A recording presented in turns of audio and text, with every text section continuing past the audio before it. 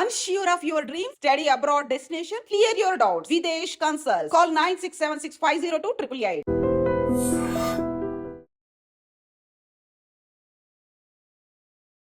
Hi అండి, నేను మీ తారక్ గౌడ్, తెలంగాణ విద్యా సమితి. అందరూ ఎగ్జామ్ ట్రెండ్ నుంచి ఇప్పుడు కాంపిటేటివ్ ఎగ్జామ్ మూడ్లో ఉన్నారు. పిల్లలంతా అంటే మే 2 నుంచి 4th or 5th వరకు వెబ్సైట్ ఎగ్జామ్ 2025కి అటెండ్ అవ్వడానికి సంసిద్ధం అవుతున్న తరుణంలో ఒక 2-3 పాయింట్లు మీ దృష్టికి తీసుకురాదలుచుకున్నాను ఈ సందర్భంగా. ఒకటి, వెబ్సైట్లో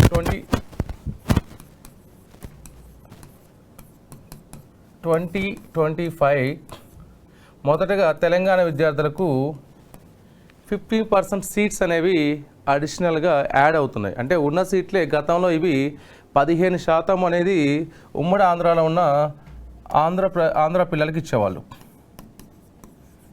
అది లాస్ట్ డికేడ్ 10 years వరకు ఉండే. ఈ ఇయర్స్తో ఈ 15 సీట్స్ అనేవి కంప్లీట్గా తెలంగాణ పిల్లలకే వస్తున్నాయి. సో ఎక్కువ సీట్స్ అనేవి తెలంగాణ పిల్లలకు వచ్చే అవకాశం ఉంది. సో సెకండ్ థింగ్, ఫస్ట్ది 15% సీట్లు అనేవి ఆంధ్ర పిల్లకి అలాట్ అయిన సీట్లు ఇప్పుడు తెలంగాణ పిల్లలకు వస్తున్నాయి. రెండవది, ఎలానో తెలంగాణలో సీట్స్ కౌన్సిలింగ్లో మనకు వచ్చే అవకాశం లేదు, కానీ చాలామంది పిల్లలు ఏం చేశారంటే కాంపిటేటివ్ ఎగ్జామ్కి వెబ్సైట్ 2025కి కాంపిటేటివ్ ఎగ్జామ్కి దూరంగా ఉన్నారు. సో మీకు ఆ కాంపిటేటివ్ ఎగ్జామ్కి పిల్లలతో కొంచెం తగ్గింది కాబట్టి పార్టిసిపేట్స్ పిల్లలు మెజారిటీ తెలంగాణ పిల్లలే ఉన్నారు.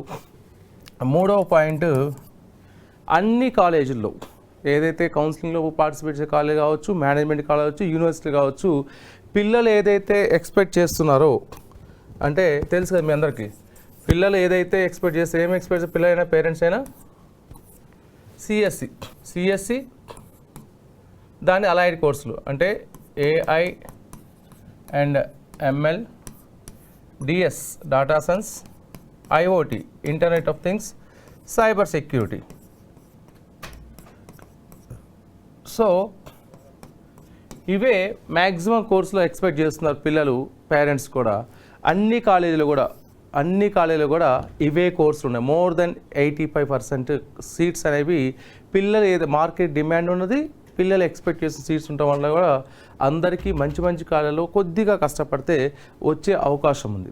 మూడో పాయింట్ ఇది నాలుగో పాయింట్ ఏంటంటే, ఇది పేరెంట్స్ కొంత ఇబ్బందికరం వార్తే.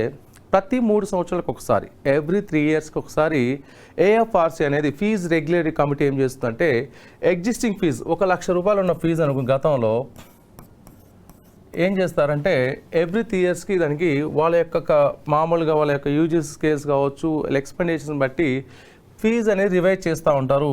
ఈ సంవత్సరం ఫీజులు 20 నుంచి 75% పెరిగాయండి. అంటే ₹1,00,000 ఉన్న కాలేజీ ఫీజు 135, 145, హార్డ్లీ 2 లక్షల వరకు వెళ్ళాయండి. ఫీజులు అనేవి ₹2,00,000 వరకు వెళ్ళాయి.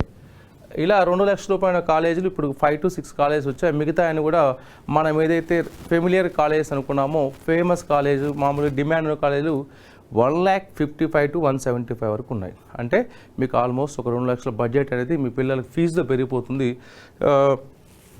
ఇంకొకటి వచ్చేసి, ఈ ఫీజ్ స్ట్రక్చర్ అనేది పెరిగింది కాబట్టి కాస్త డొనేషన్స్ పెంచే అవకాశం లేకపోవచ్చు ఈ సంవత్సరం. ఎందుకంటే వాళ్ళు ఎక్స్పెక్ట్ చేసే అమౌంటే కాబట్టి, అది కాలేజ్ ఫీజులో పెరిగింది కాబట్టి మీకు డొనేషన్ విషయంలో కొంచెం తగ్గే అవకాశం ఉంది. అంటే యాజ్ యూజువల్ లాస్ట్ ఇయర్ ఉన్న ఫీజులు ఉంటాయి డొనేషన్స్.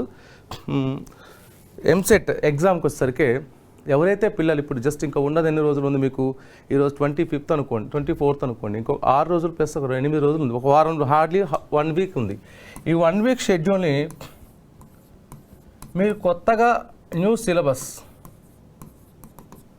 మీరు చదవాల్సిన అవసరం లేదు. మీరు చేయాల్సిందల్లా morning 6 to 9 AM, evening 7 to 10 PM 2 set of papers mock entrance టెస్ట్లు అనేవి ఖచ్చితంగా పర్ఫామ్ చేయండి. 100% మీ ర్యాంక్ అనేది ఒక 10,000 నుంచి 20,000 ర్యాంక్ అనేది మెరుగవుతుంది 100%. రోజుకి 2 ప్రాక్టీస్ టెస్ట్లు. దీనివల్ల ఏమవుతుందంటే కొత్త సిలబస్ అవసరం లేదు. 6 to 10 ఎగ్జామ్ పర్ఫామ్ చేయండి, 1 hour మళ్ళీ చూడండి ఎక్కడ కరెక్షన్స్ ఏం తప్పు చేస్తాము, ఏ చాప్టర్లో తప్పులు చేస్తున్నాం అనేది తెలుస్తుంది. ఈ మాక్ టెస్ట్లో మ్యాక్సిమం మీకు అంటే 7 రోజుల్లో 14 మాక్ టెస్ట్లు రాస్తారు, ఎంసెట్ టెస్ట్ రాస్తారు. సో ఆ 14 టెస్ట్లలో మీకు అన్ని సిలబస్లో ఉన్నాయి, కవర్ అవుతాయి, మోస్ట్లీ కవర్ అవుతాయి. ఇవే క్వశ్చన్స్ మీకు రిఫ్లెక్ట్ అయ్యే అవకాశం ఉంది ఎఫ్సెట్ ఎగ్జామ్లో. సో ఇది ప్రాక్టీస్ చేయండి. సార్ మరి మొత్తం ప్రాక్టీస్ ఒక సమయం సరిపోలేదు, ఇంకా క్వశ్చన్స్ పర్ఫామ్ చేయాల్సి ఉన్నాయి అనుకుంటే మీరు ర్యాండమ్గా పెట్టొద్దండి. ఇట్లా పెట్టుకుని పోవడం కరెక్షన్ లేవు. ఎందుకంటే మనకున్న క్వశ్చన్ పేపర్లో 40 మార్క్స్ రావడం కూడా ఇబ్బంది పడుతున్నారు. 160 క్వశ్చన్స్కి 40 మార్కులకి ఎంసెట్ క్వాలిఫై కావట్లేదు. 900 మార్క్స్ 950 మార్క్స్ ఎంసెట్ ఇంటర్మీడియట్లో వచ్చినప్పటికి కూడా ఎంసెట్లో 40 మార్క్స్ రాని వాళ్ళు ఆల్మోస్ట్ 30,000 మంది 40 మంది ఉన్నారు. అవుట్ ఆఫ్ 2 lakhsలో 30% 20% ఎంసెట్ క్వాలిఫై కావట్లేదు. ఈ విషయాన్ని గమనించండి. మీకు రాని క్వశ్చన్ని ఏదైనా ఒక ఆప్షన్ ఇవ్వండి. Whether it is A or B C D whatever, ఏదైనా ఒక ఆప్షన్ ఎంచుకోండి. మీకు సమయం మిగిలిపోయినప్పుడు, సమయం లేనప్పుడు అన్నిటికీ అదే ఆప్షన్ పెట్టుకోండి. అట్లీస్ట్ 25% 30% కరెక్ట్ అవుతాయి. ఆ విషయాన్ని గమనించండి. ఈ చిన్న కరెక్షన్ చేసుకుంటే మంచి ర్యాంక్స్ వస్తాయి. తొందరపడి ఇంకోటి లాస్ట్ పాయింట్ అండి, ఎవరైతే సప్లిమెంటరీ రాస్తున్నారు కదా, ఈ April 30th లాస్ట్ డేట్గా ఉంది సప్లిమెంటరీ ఎగ్జామ్కి. రీకౌంటింగ్ రీవాల్యుయేషన్ ఉంది. ఎవరైతే ఇంటర్మీడియట్ ఫెయిల్ అయిన పిల్లలు బాధపడాల్సిన పని లేదు. మీకు రీకౌంటింగ్ ఉంది. నెక్స్ట్ రీకరెక్షన్ ఉంది. ఓకే, ఇది కాకుంటే మళ్ళీ అడ్వాన్స్ సప్లిమెంటరీ ఉంది. అడ్వాన్స్ సప్లిమెంటరీ రాయటం వల్ల మళ్ళీ మీరు కోల్పోయిన సబ్జెక్ట్ ఏదో మళ్ళీ విజయవంతమైన అవకాశం ఉంది. ఎంసెట్ రాస్తా తర్వాత మీరు మళ్ళీ కౌన్సిలింగ్కి వెళ్ళొచ్చు. మళ్ళీ అందరితో పాటు కలిసి degree or BTech whatever మీరు ఏదైతే విష్ చేస్తుందో ఆ కోర్సుని చదువుకోవడానికి అవకాశం ఉంది. నారాజు కావాల్సిన అవసరం లేదు, నిరాశ చెందాల్సిన అవసరం లేదు. రీకౌంటింగ్ రీకరెక్షన్ ఉంది, అడ్వాన్స్ సప్లీ ఉంది. కాబట్టి చక్కగా చదవండి. పాస్ అయిన వాళ్ళేమో మంచి మార్క్ టెస్ట్ ప్రిపేర్ అవ్వండి. All the best. మరిన్ని వీడియోస్ మీ ముందుకు వస్తాను. Signing off. మొన్న విడుదలైన జేఈ సెకండ్ ఫేజ్ రిజల్ట్స్లో జేఈ అడ్వాన్స్కి ఎవరెవరు ఏ పర్సంటేజ్ ఉన్న అభ్యర్థులు ఎలిజిబుల్లో కేటగిరీ వైజ్గా అనౌన్స్ చేయడం జరిగింది. అందులో మొదటిగా జనరల్ కేటగిరీ అండి. జనరల్ కేటగిరీ కట్ ఆఫ్ అనేది 93.1%. ఓకే, పర్సంటేజ్ అయినా మామూలు మార్క్స్ అనుకోండి, పర్సంటేజ్ అనుకోండి. ఇది 93.1% అనేది ఎలిజిబుల్గా ఉన్నారు. అంటే ఇంతకన్నా తక్కువ దిగువ వచ్చిన వాళ్ళు అడ్వాన్స్డ్కి అర్హత సాధించినట్టు లెక్క.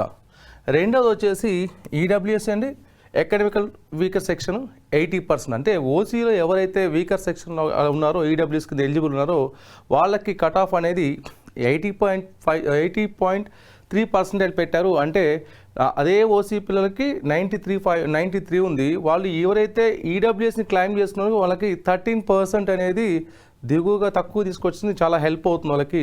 తర్వాత ఓబీసీ వాళ్ళకి వచ్చేసి 79.4, అంటే ఈక్వల్ టు ఓసీలో ఉన్న ఈడబ్ల్యూఎస్కి ఈక్వల్గా ఉంది. బీసీ పిల్లలకు కూడా కట్ ఆఫ్ 80కి 79.4కి పెద్దగా తేడా ఏం లేదు. ఈడబ్ల్యూఎస్ పిల్లలు ఓబీసీ పిల్లలు కూడా సేమ్ ఈక్వల్గా ఉన్నారు. వీళ్ళకి 10% ఉంది.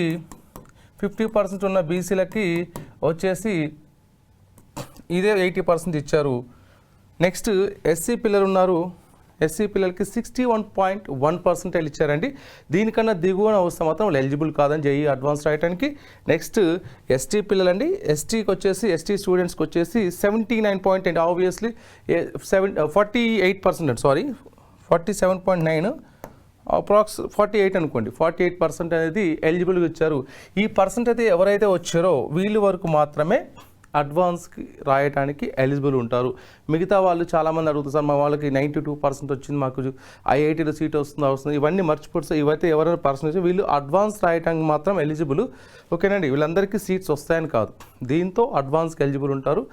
ఎవరైతే 80% బిలో వచ్చారు, ఈడబ్ల్యూఎస్ కావచ్చు, బీసీ కావచ్చు, ఇంకెవరు కావచ్చు, 80% వస్తే వాళ్ళు జేఈ కానీ ఐఐటీలు, ఎన్ఐటీల మీద, IIIT మీద ఆశలు వదులుకోండి. హ్యాపీగా ఎంసెట్ ఎగ్జామ్ ఉంది, అది కూడా మంచి పర్ఫామ్ చేయండి. ఇంకా రానున్న 1 వీక్లో ఉంది, దాంట్లో కూడా వచ్చే అవకాశం ఉంది. దీని వరకు మిగతా వాళ్ళు ఎవరైతే ఈ పర్సంటేజ్ అబోవ్ ఉన్నారో చక్కగా రాయండి. అడ్వాన్స్ ఉంది, మంచి మీరు అనుకున్న కాలేజ్ సీట్ సంపాదించి కోరుకుంటూ ఆల్ ద బెస్ట్. మరిన్ని వీడియోస్ మీ ముందుకు వస్తాను. Thanks for watching. Signing off.